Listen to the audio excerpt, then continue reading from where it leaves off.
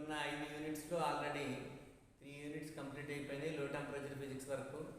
Next రేడియేషన్కి సంబంధించి 4th unit వీర్ కుమార్ గారు చెప్తున్నారు, ఆల్రెడీ అది చివరికి వచ్చింది. ఇక మీకు మిగిలింది కైనెటిక్ థియరీ ఫస్ట్ యూనిట్ ఒకటి ఉంది. దీంట్లో కైనెటిక్ థియరీలో మనకి ఫస్ట్ ఉన్నది మ్యాక్స్వెల్స్ వెలాసిటీ డిస్ట్రిబ్యూషన్ లా. దీన్నే మ్యాక్స్వెల్స్ వెలాసిటీ డిస్ట్రిబ్యూషన్ లా అని కూడా అంటారు. దీన్నే మ్యాక్స్వెల్ మాలిక్యులర్ వెలాసిటీ డిస్ట్రిబ్యూషన్ లా అని కూడా అంటారు. మాక్స్వెల్ అణువేగ వితరణ సూత్రం లేకపోతే మాక్స్వెల్ వేగ వితరణ సూత్రం. ఈ మాక్స్వెల్ వేగ వితరణ సూత్రం అనేది కైనెటిక్ థియరీ ఆఫ్ గ్యాసెస్ వాయు అణుచలన సిద్ధాంతానికి సంబంధించింది. ఇందులో వాయు అణుచలన సిద్ధాంతం అనేది మీరు కెమిస్ట్రీలో మరో చోట చాలాసార్లు వినుంటారు. దాంట్లో ముఖ్యమైన విషయం ఏంటంటే వాయువులో ఉండేటువంటి అణువులన్నీ కూడా రిజిడ్గా ఉంటాయి. అంటే దే ఆర్ రిజిడ్, దృఢంగా ఉంటాయి, ఎలాస్టిక్ నేచర్ కలిగి ఉంటాయి. They moves randomly in all directions, అన్ని దిశల్లో కూడా చలిస్తూ ఉంటాయి. During their motion they colloids with one another. The distance travelled by a molecule between 2 successive collisions is called as its mean free path. Mean free path అంటే 2 వరుస అభిఘాతాల మధ్య అణువు చెలించే దూరాన్ని అణువు యొక్క మీన్ ఫ్రీ పాత్ స్వేచ్ఛాపద మధ్యమము అంటారు. దీన్ని స్వేచ్ఛాపద మధ్యమము అంటారు. స్వేచ్ఛాపద మధ్యమం అంటే it is the distance travelled by the molecule between 2 successive collisions. ఈ స్వేచ్ఛాపద మధ్యమానికి అంటే 2 successive collisions మధ్య మాలిక్యూల్ ట్రావెల్ చేసే ఈ డిస్టెన్స్కి ఎంత టైం పడుతుందంటే ఒక కొలిజన్కి పట్టే డిస్టెన్స్ దీంతో పోల్చి నెగ్లెక్ట్ చేయొచ్చు. అంటే స్వేచ్ఛాపద మధ్యమం అంత దూరాన్ని ట్రావెల్ చేయడానికి ఏదో కొంత టైం టీ పడుతుంది అనుకుంటే ఒక మాలిక్యూల్కి ఇంకో మాలిక్యూల్కి మధ్య నుండి కొలిజన్కి ఎంత టైం పడుతుందంటే ఈ టీతో చూసి ఆ టైంని మనం నెగ్లెక్ట్ చేయొచ్చు. అట్లాగనే there is no interaction force between molecules. Molecules మధ్య ఏ విధమైనటువంటి అంతరచర్య ఉండదు. ఇలాంటి ఊహనలతోటి కైనెటిక్ థియరీ ఆఫ్ గ్యాసెస్ వాయు అణుచలన సిద్ధాంతం చెప్తాం. వాయు అణుచలన సిద్ధాంతంలో మనం ఇక్కడ ఈ టాపిక్లో మనం నేర్చుకునేది మ్యాక్స్వెల్స్ వెలాసిటీ డిస్ట్రిబ్యూషన్ లా, మ్యాక్స్వెల్ వేగ వితరణ సూత్రం. మ్యాక్స్వెల్ వేగ వితరణ సూత్రం ఏంటంటే dnc = 4πm/2πkt whole to the power of 3/2 e⁻mc²/2kt c²dc. చూడడానికి కష్టంగా ఉన్న ఈ సూత్రాన్ని మనం రుజువు చేయాలి. ఇందులో dnc వాట్ ఈస్ సి అంటే అణువు యొక్క వేగం c అనుకుంటే cకి c+dcకి మధ్య ఉండేటువంటి అణువుల సంఖ్య. That is dnc is the number of molecules whose velocity lies between c and c+dc. c మరియు c+dc వేగాల మధ్యన ఉండేటువంటి అణువుల యొక్క సంఖ్య dnc. ఇక్కడ c అనేది వెలాసిటీని తెలియజేస్తుంది. Next capital N total number of molecules, మొత్తం అణువుల యొక్క సంఖ్య. ఎన్ని అణువులు ఉన్నాయి అది క్యాపిటల్. స్మాల్ n అణువు యొక్క ద్రవ్యరాశి, k బోల్ట్జ్మాన్ స్థిరాంకం, T పరమ ఉష్ణోగ్రత, C అణువు యొక్క వేగం. మిగిలిన టర్మ్స్ అన్నిటి గురించి మనం చెప్పాం. dc అంటే c+dc, ఈ రెండింటికి ఉండే డిఫరెన్స్ అన్నమాట dc. ఇది మ్యాక్స్వెల్ అణువేగ వితరణ సూత్రం. ఈ మ్యాక్స్వెల్ అణువేగ వితరణ సూత్రాన్ని ఇప్పుడు మనం ప్రూవ్ చేస్తున్నాం. ఇది ప్రూవ్ చేయడానికి అంతరాళం అంటే x axis, y axis, z axis. అంతరాళంలో P ఏదైనా బిందువు అనుకుందాం.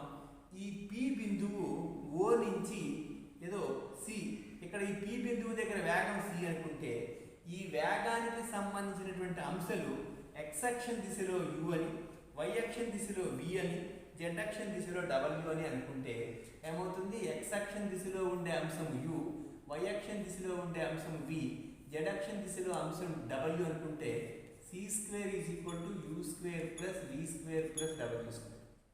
ఇది మనకి కొత్తది ఏమీ కాదు. ఎలాగంటే ఉదాహరణకి చూడండి, ఇది x అక్షం దిశ, ఇది u అనుకుందాం, y అక్షం దిశలో భాగం v అనుకుందాం. ఇదేదో మనం r అనుకున్నట్లయితే ఈ యాంగిల్ థీటా అయితే ఇది ఎంత అవుతుందండి? ఇక్కడ అడ్జసెంట్ సైడ్ ఎంత అవుతుంది? ఇక్కడ మీకు పక్క భుజం u అవుతుంది, ఇది ఎదుటి భుజం v అవుతుంది. Hypotenuse square is equal to opposite side square plus adjacent side square. కర్ణం మీద వర్గం ఈజ్ ఈక్వల్ టు ఎదురు భుజం మీద వర్గం ప్లస్ పక్క భుజం మీద వర్గం. అంచేత r square is equal to you square plus we square. మనకు తెలిసిందే ఇది. అయితే 3 డైమెన్షనల్గా రాసేటప్పుడు x axis, y axis, z axis ఇక్కడ చూపించాను. వై యాక్సిస్ ఇలా పర్పెండిక్యులర్గా ఉందని అర్థం. అంచేత వీటికి సంబంధించిన అంశాలు యూవీడబ్ల్యూ అయినప్పుడు C square is equal to you square plus we square plus W square. ఈసారి element volume is equal to D U D V D W. Element అంటే ఈ చిన్న భాగాన్ని తీసుకున్నాం. ఈ చిన్న భాగానికి సంబంధించి ఏదో length D U, breadth D V, height D W అనుకుంటే volume is equal to length into breadth into height. కాబట్టి element volume D U D V D W. ఏమంటే molecules velocity, molecules whose velocity lies between U and U plus D U. యూకి U plus డియుకి మధ్యన velocity కలిగిన molecules ఏమవుతాయంటే D N U. అంటే D N U అంటే molecules whose velocity lies between U and U plus D U. మనం ఒక నొటేషన్ ఫాలో అవుతున్నాం, అబ్జర్వ్ చేయండి. ఇక్కడ డిఎన్సి, డిఎన్సి అంటే ఏం చెప్పాం? Molecules whose velocity lies between C and C plus D C. Molecules whose velocity lies between C and C plus D C. ఈ by N తీసుకొస్తే ఇది కూడా డిఎన్సి బై ఎన్ఏ. అట్లాగనే molecules whose velocity lies between U and U plus DU.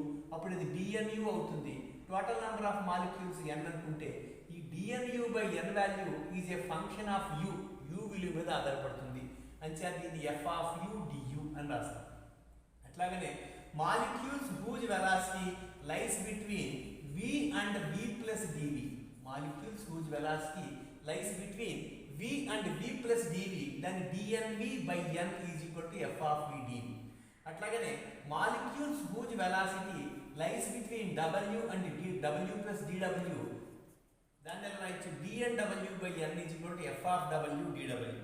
ఇప్పుడు next molecules whose velocity lies between c and c plus dc is equal to dnc by n is equal to మొట్టమొదట x coordinate కి సంబంధించిన అంశం f of u du, y coordinate కి సంబంధించింది f of v dv, z direction కి సంబంధించి f of w dw. ఏది z అనుకుంటే ఏది y అనుకున్నా పర్వాలేదు. మనం ఒక డయాగ్రామ్ లో y డైరెక్షన్ లో తీసుకున్నాం కాబట్టి y కాంపోనెంట్ గా f of w dw అనుకోవచ్చు. అప్పుడు z component f of v dv అవుతుంది. అంతకన్నా ఏం కాదు. ఇప్పుడు దీని నుంచి dnc by n is equal to f of u, f of v, f of w du dv dw. దీని నుంచి dnc is equal to n into f of u, f of v, f of w du dv dw. Now number of molecules having velocity between c and c plus dc per unit volume, per unit volume ప్రమాణ ఘన పరిమాణములో c మరియు c plus dc వేగాల మధ్య ఉండేటువంటి అణువుల సంఖ్య, ప్రమాణ ఘన పరిమాణములో c మరియు c plus dc వేగాల మధ్య ఉండేటువంటి అణువుల సంఖ్య కావాలంటే, ప్రమాణ ఘన పరిమాణానికి కావాలంటే ఇప్పుడు c ప్లస్ dc వేగాల మధ్య ఉండే అణువుల సంఖ్య dnc. ప్రమాణ ఘన పరిమాణానికి కావాలంటే ఈ dnc-ని ఘన పరిమాణంతో భాగించాలి. ఇక్కడ ఘన పరిమాణానికి సంబంధించిన కొలతలు ఏం చెప్పాము? du dv dw. ఈ ఎలిమెంట్ కి సంబంధించి డయాగ్రామ్ లో చూపించిన ఎలిమెంట్ కి సంబంధించి అంచేత dnc by du dv dw is equal to ఎంత అవుతుందమ్మా? n into f of u, f of v, f of w. దీన్ని du dv dw తో మనం డివైడ్ చేసినప్పుడు ఈ టర్మ్ పోయింది ఇక్కడ. అంటే రెండు వైపులా du dv dw తో డివైడ్ చేస్తాం. రెండు వైపులా డివైడ్ చేస్తే వచ్చేది రో. ఈ రో ఒక స్థిరాంకం. రో మనకి స్థిరాంకం. వాట్ ఈజ్ రో? dnc by du dv dw.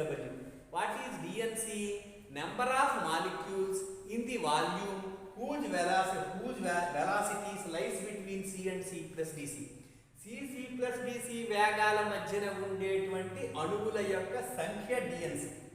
c plus d వేగాల మధ్య ఉంటూ ప్రమాణ ఘన పరిమాణంలో ఉండేటువంటి అణువుల యొక్క సంఖ్యనే ప్రమాణ ఘన పరిమాణం అంటే సాంద్రత అవుతుంది. అంచేతనే దీనికి సాంద్రతకు సంబంధించిన సింబల్ రో తోటి మనం చూపించడం జరిగింది.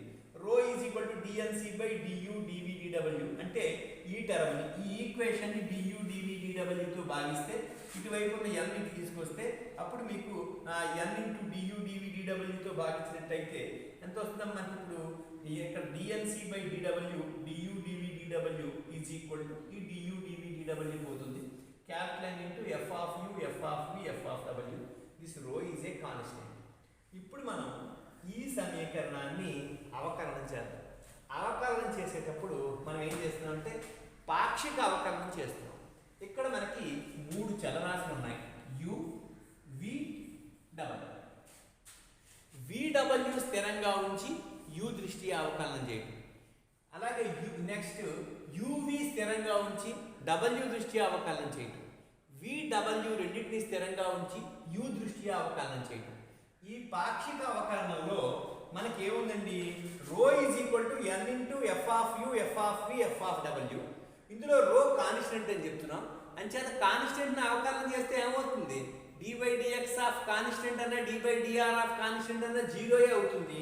కాబట్టి లెఫ్ట్ హ్యాండ్ సైడ్ ఉంది దిస్ d వాల్యూ జీరో అవుతుంది. డిఫరెన్షియేట్ చేస్తే వచ్చే వాల్యూ జీరో వేస్తుంది. ఇప్పుడు రైట్ హ్యాండ్ సైడ్ ఏముంది, n into F of you, F of we, F of వి.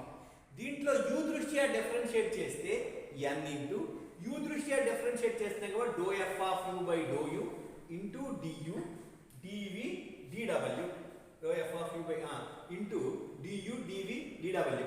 అట్లాగనే next n into doh F of you by do U du dv dw plus n into du constant గా ఉంచి doh F of v by do v, next మీకు into dv dw. Next w దృష్ట్యా చేసినప్పుడు n du dv మూడు కాన్స్టెంట్లు, doh F of w by do w into dw is equal to 0.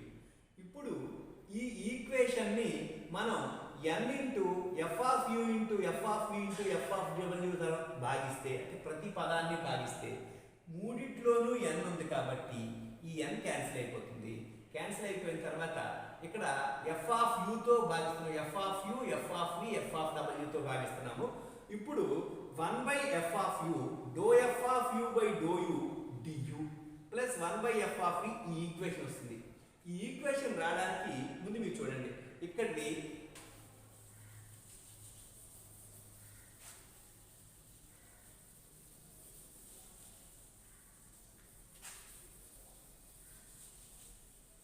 మనకు వచ్చిన equation ఏదండి, rho is equal to n into F of you into F of we into F of W. What is rho is equal to dmc by du dv dw.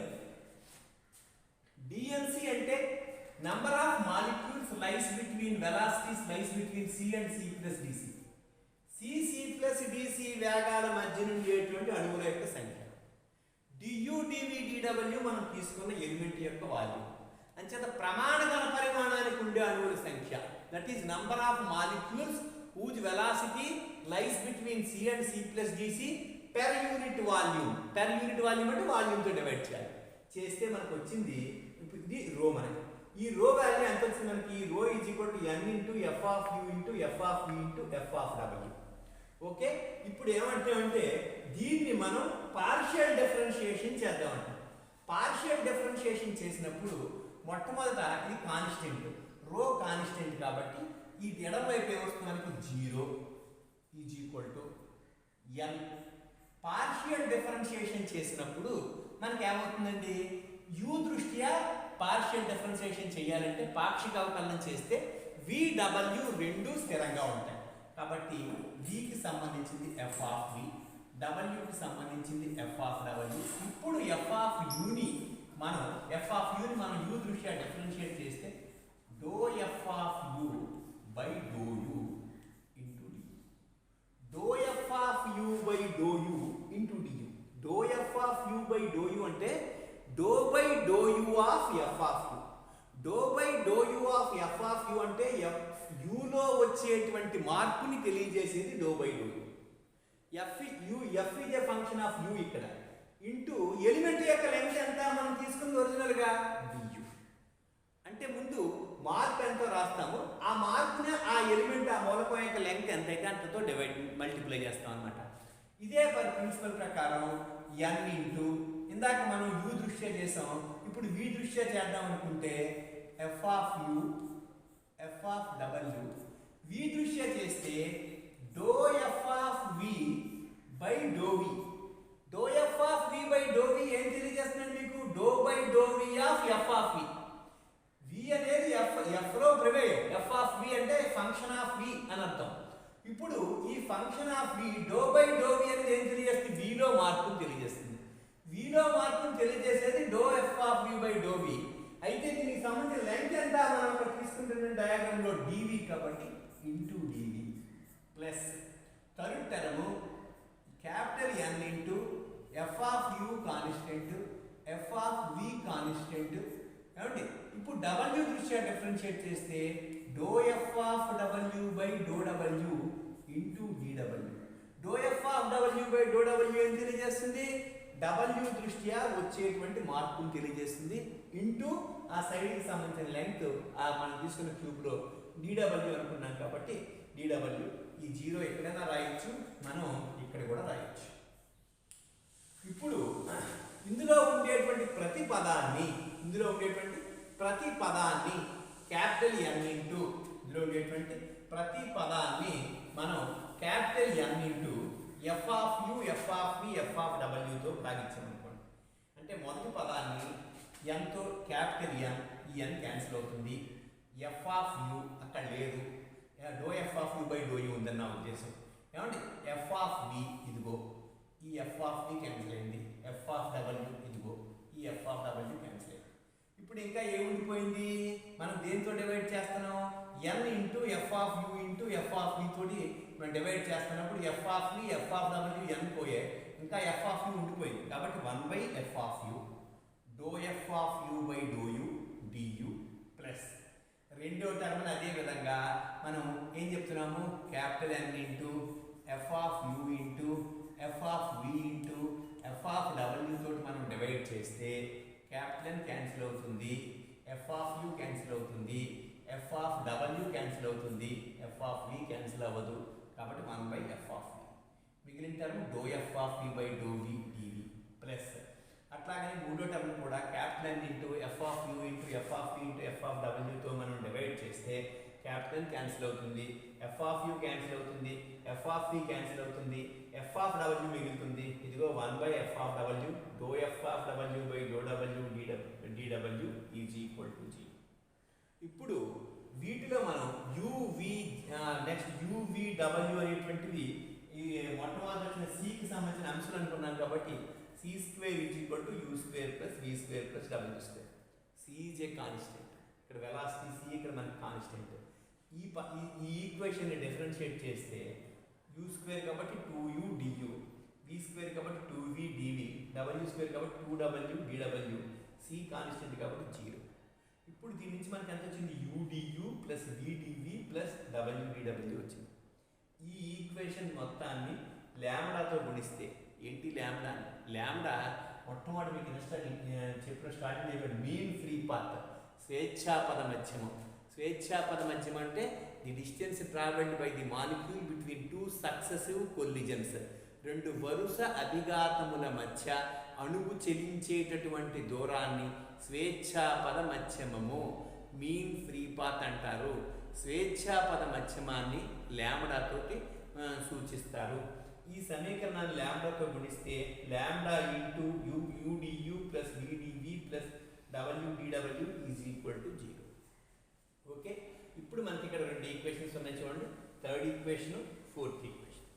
Third ఈక్వేషన్ని fourth ఈక్వేషన్ని కలిపామనుకోండి. రెండింటినీ కలిపితే ఇందులో మొదటి పదం ఏముంది?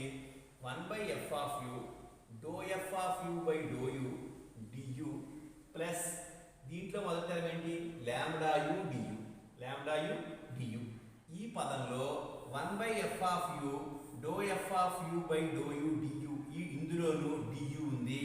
అట్లాగనే ల్యాండా యూ డియులో కూడా డియు ఉంది. సో రెండిట్లోనూ మనం డియు కామన్ చేస్తే మనకి ఏమొస్తుంది? 1 by F of you do F of you by do u plus lambda u into d u plus ఇదే రెండో పదం తీసుకుంటే ఏముంది ఇక్కడ? 1 by F of v doe F of we by do we d v ఒక టర్మ్ ఉంది, ల్యాండా వి డివి ఒక టర్మ్ ఉంది. ఇక్కడ డివి ఉంది, ఇక్కడ డివి ఉంది. రెండిట్లో డివి కామన్ చేసామనుకుంటే అప్పుడు ఇక్కడ ఏం మిగులుతుంది? 1 by F of v doe F of we by do v మిగులుతుంది ప్లస్ ఇక్కడ ల్యాండా వి మిగులుతుంది. ఇదిగో రాశాను. అదేవిధంగా థర్డ్ టర్మ్ దగ్గరికి వచ్చేసరికి 1 by F of W do F of W by do W into DW is equal to 0. ఇది ల్యాండా డబ్ల్యూ డిడబ్ల్యూ ఇక్కడ dw ఉంది, ఇక్కడ dw ఉంది.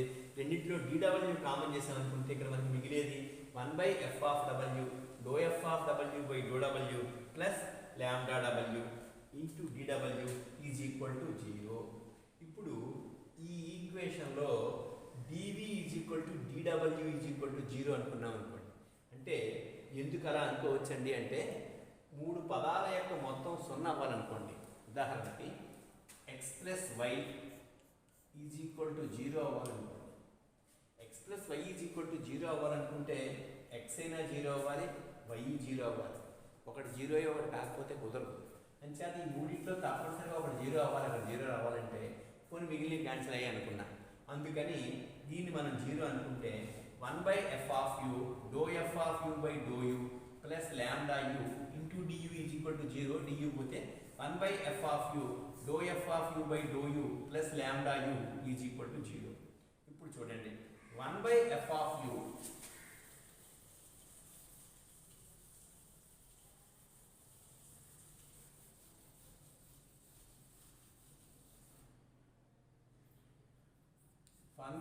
f of u dou f of u by dou u plus lambda u is equal to 0. ఇప్పుడు చూడండి d by du of log f of u is equal to d by du of log f of u is equal to d by dx of log x is equal to d by dx of log x is equal to ఎంత అవుతుందండి మనకి is equal to this is ఈ value ఎంత d by du of log f of u. log x కి derivative 1/x. కాబట్టి ఇక్కడ x ప్లేస్లో ఏముంది f of u ఉంది. కాబట్టి 1/f of u. So u దృష్ట్యా డిఫరెన్షియేట్ చేస్తున్నాం కాబట్టి do f of u by do. అందుచేత 1/f of u do f of u by do u బదులుగా మనం ఏం రాసుకోవచ్చండి d by du of log f of u అని రాసుకోవచ్చు. d by du of log f of u అంటే ఎలా చేస్తున్నాం చూడండి అమ్మా. d by dx of log x is equal to 1/x. ఇది మనం చెప్పే formula. d by dx of d by du of log f of u is equal to 1/f of u. కానీ ఇక్కడ x ఇది వేరియబుల్, f of u అనేది function. ఫంక్షన్ని మనం value డైరెక్ట్గా వేయం, చెల్రాస్ కాబట్టి ఎక్స్కి మనం డైరెక్ట్గా వేసాం వాల్యూ ఇక్కడ. అంచేత లాగ్ ఎఫ్ ఆఫ్ యూ అంటే do F of you by do u. So 1/f of you do F of you by do u బదులు మనం ఏం రాయొచ్చు d by du of log f of u d by du of log f of u. ఇక్కడ logarithm ఎప్పుడు చెప్పినా సరే దానికి base చెప్పాలి. మనం చూసే లాగరిథమ్స్ అన్నీ కూడా యాక్చువల్గా బేస్ 10కి సంబంధించిన వాల్యూస్తో చేస్తుంటారు మీరు క్యాలిక్యులేషన్స్. కానీ యాక్చువల్ బేస్ ఎంత e is equal to minus lambda is equal to minus lambda. ఈ ఈక్వేషన్ నుంచి అనమాట.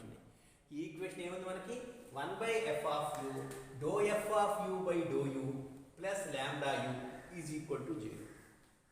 యాక్చువల్ ఈక్వేషన్ కూడా ఇది కాదండి. ఏమొచ్చింది మనకి యాక్చువల్గా 1/f of you do F of you by do u plus lambda u du is equal to. ఎప్పుడు కూడా రెండింటి యొక్క లబ్ధం 0 అయిందనుకోండి, x into y is equal to 0 అవ్వాలనుకోండి, తప్పనిసరిగా x ఈజ్ ఈక్వల్ టు 0 అవ్వాలి, లేకపోతే y ఈజ్ ఈక్వల్ టు 0 అవ్వాలి. ఇక్కడ 0/du వస్తుంది కాబట్టి దీన్ని ఇక్కడ ఈ du తీసేసి 1/f of you do F of you by do u plus lambda u is equal to 0. ఈ 1/f of you do F of you by do యూని d by du of log f of u అని రాయించుంటున్నాను. ఎలాగా d by du of log f of u d by dx of log x is equal to 1/x కాబట్టి d by du of log f of u is equal to 1/f of you do F of you by do u. Okay, అంటే అది d by du of log f of u ఇక్కడ base b is equal to minus lambda u. ఇప్పుడు ఈ ఈక్వేషన్లో మనం ఏం చేద్దామంటే దీన్ని both sides integrate చేద్దాం.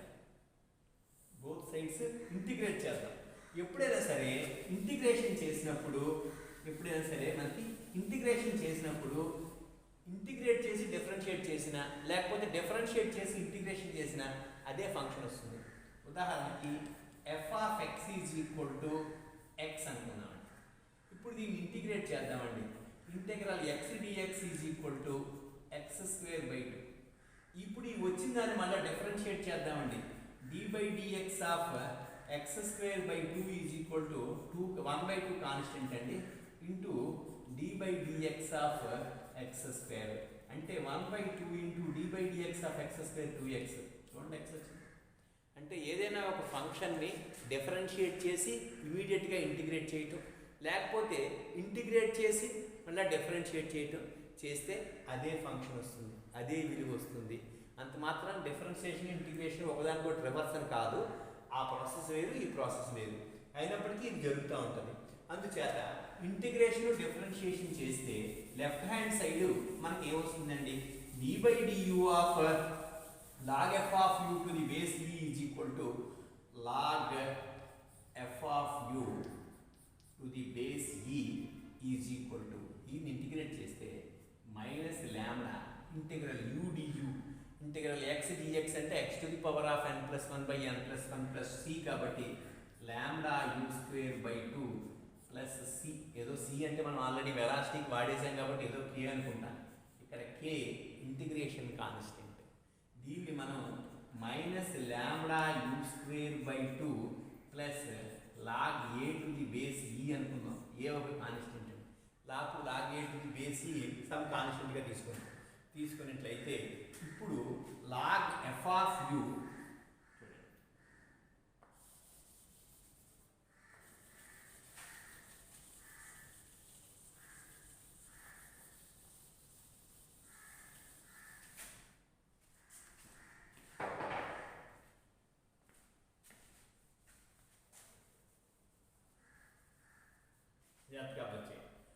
log f of u to the base e minus log a to the base e is equal to minus lambda u square by 2. ఇప్పుడు log a by b అంటే log a minus log b కాబట్టి ఇది ఎంత అవుతుంది, log f of u by a to the base e is equal to f of u by a to the base e is equal to minus lambda u square by 2. అంటే f of u by a is equal to e power minus lambda u square by 2. f of u is equal to a e power minus lambda u square by 2. f of u is equal to a e power minus lambda a square by 2. ఇట్లాగనే values మనం f of v value find out చేయొచ్చు, f of డబ్ల్యూ value కూడా మనం find out చేయొచ్చు. ఇప్పుడు వీటి values మనం ఫైండ్ అవుట్ చేసినట్టయితే ఏ values f of we, F of b, f of డబ్ల్యూ వాల్యూస్ కూడా ఫైండ్ అవుట్ చేసినట్టయితే a e power minus lambda u square, a e power minus lambda u square by 2, a e power minus lambda b square by 2 అనే values మనకి ఇక్కడ రావడం జరుగుతుంది. ఇక్కడికి వచ్చేసరికి u వచ్చింది, నెక్స్ట్ v వస్తుంది, నెక్స్ట్ ఇక్కడ కాన్స్టెంట్ bగా తీసుకుందాం. What is b? మనకి వచ్చేసరికి f of u by a is equal to some lambda by 2ని మనం ఏదో b అనుకుంటే ఇప్పుడు ఎంత అవుతుందండి, f of u is equal to a e power minus b u. అట్లాగే f of v is equal to a e power minus b v square. f of w is equal to a e power minus b w square. Lambda a వచ్చేసరికి ఉంచేసుకోవచ్చు, అభ్యంతరం ఏం లేదు. ఇక్కడ a b constants values మనం substitute చేసినప్పుడు చూద్దాం. మనకి ఇప్పుడు ఫస్ట్ బేసికల్గా వచ్చిన ఈక్వేషన్ ఏది, rho is equal to capital N into F of you into F of we into F of డబ్ల్యూ. ఈ వాట్ ఈజ్ రో, డిఎల్సి బై డియూ డివి బై డబ్ల్యూ. అంటే ఒక ప్రమాణ ఘనపరిమాణములో సి ప్లస్ డిసిలో వేగాల మధ్య ఉండేటువంటి అణువుల సంఖ్య రో. ఈ రో అనేది స్థిరాంకం. ఇప్పుడు ఈ వచ్చిన ఈ ఈక్వేషన్ని ఏం చేసాం మనం ఇప్పుడు వచ్చేసరికి, ఈ ఈక్వేషన్ని మనం పాక్షిక అవకలనం చేయడం ద్వారా, పార్షియల్ డిఫరెన్షియేషన్ చేయడం ద్వారా f of you, F of we, F of డబ్ల్యూ వాల్యూస్ కనుక్కుంటాం. ఇప్పుడు మనం ఈ బేసిక్ ఈక్వేషన్ అలా తీసుకున్నాం చూడండి. Rho is equal to n f of you, F of v, f of w.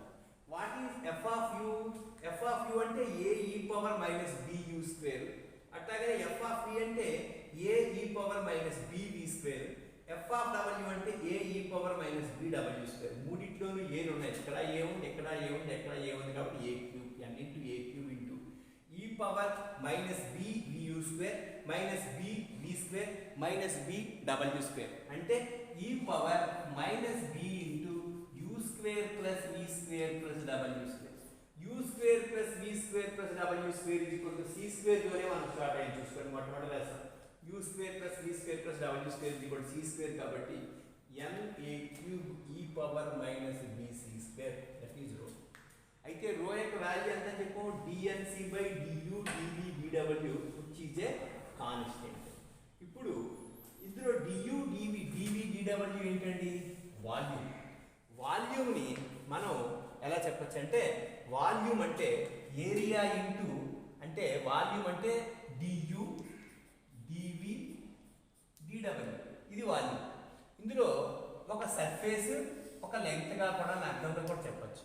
ఇప్పుడు స్పియర్ యొక్క సర్ఫేస్ స్పియర్ షేప్లో ఉందనుకుంటే 4π రేడియస్ ఎంత అయితే అంత సి స్క్వేర్ ఇగో సర్ఫేస్ ఏరియా ఇంటూ మూడవది డీసీ అక్కడ యూకి యూ ప్లస్ డియు వి ప్లస్ డివి W plus DW C plus DC కాబట్టి difference ఎంత అక్కడ డిసి అదే మూడవది చిన్న భాగమే తీసుకున్నాం 4π సి స్క్వేర్ డిసి. ఇక్కడ వాల్యూమ్ బదులుగా 4π సి స్క్వేర్ డిసి సబ్స్టిట్యూట్ చేస్తే ఎన్ఏ క్యూబ్ ఈ పవర్ మైనస్ బీసీ స్క్వేర్. దీని నుంచి DNC is equal to DNC అంటే ఈజ్ ఈక్వల్ టు ఇప్పుడు ఈ 4π సి స్క్వేర్ డిసి టైప్ వస్తుందండి 4π ఎన్ఏ cube c square e power minus b c square DC. చూడండి ఒకసారి రో ఈజ్ ఈక్వల్ టు మనకు వచ్చిన equation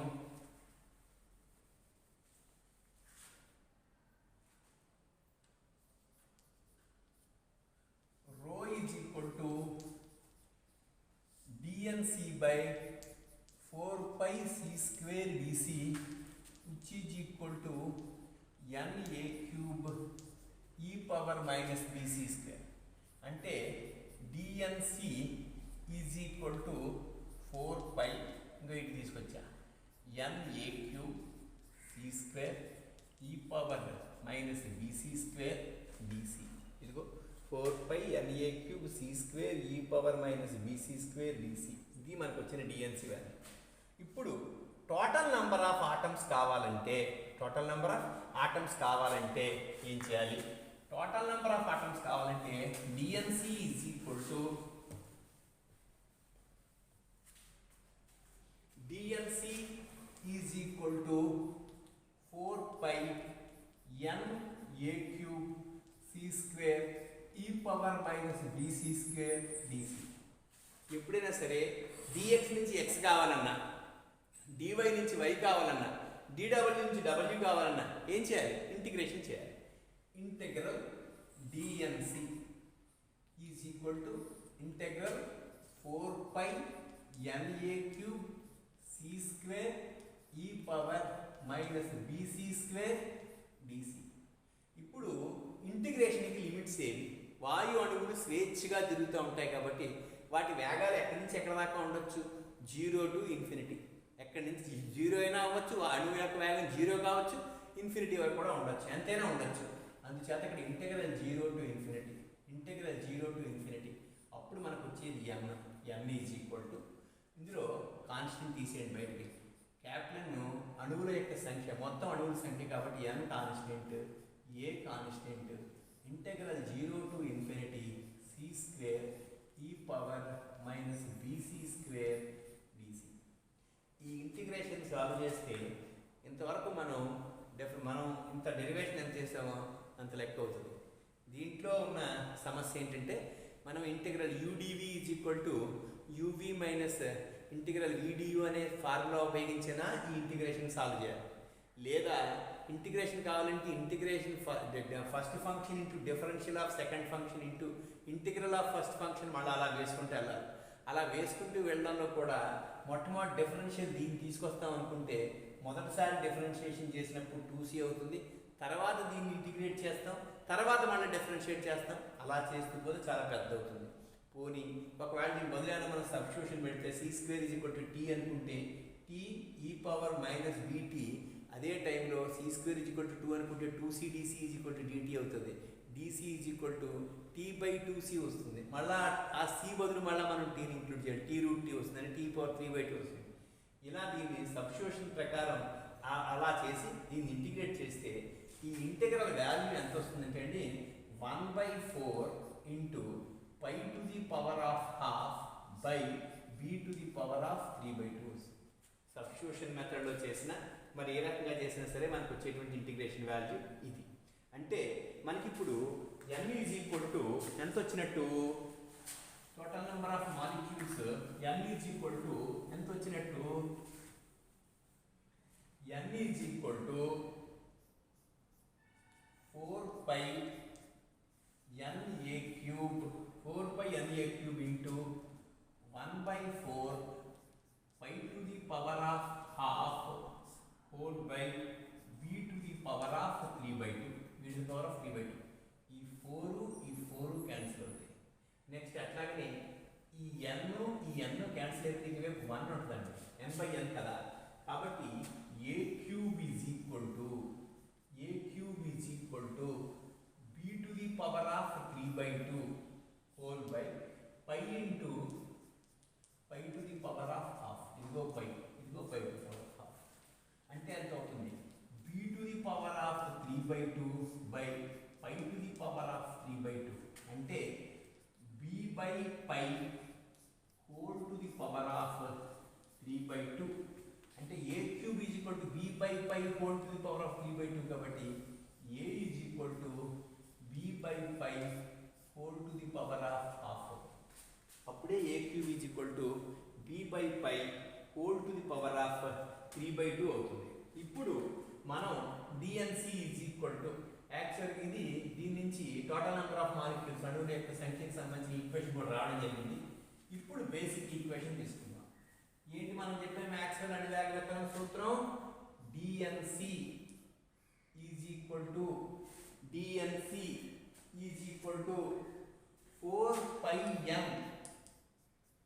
4πn m/2πkt whole to the power of half, m/2πkt whole to the power of 3/2 whole to the power of 3/2 into e to the power of mc² by e to the power of mc² by 2kt c²dc. ఇది మనకు వచ్చింది. దీని నుంచి మనకి ఏ value వచ్చింది, B value మనం ఏం చేస్తామంటే m/2kt, k బోల్ట్జ్మాన్ స్థిరాంకం, m మాలిక్యూల్ యొక్క మాస్, k బోల్ట్జ్మాన్ స్థిరాంకం, t అబ్సల్యూట్ టెంపరేచర్. మనకి ఇప్పుడు డిఎన్సికి వచ్చినటువంటి ఈక్వేషన్స్ తీసుకుంటే DNC is equal to 4πn a³ ఏ అంటే ఎంతండి, b/π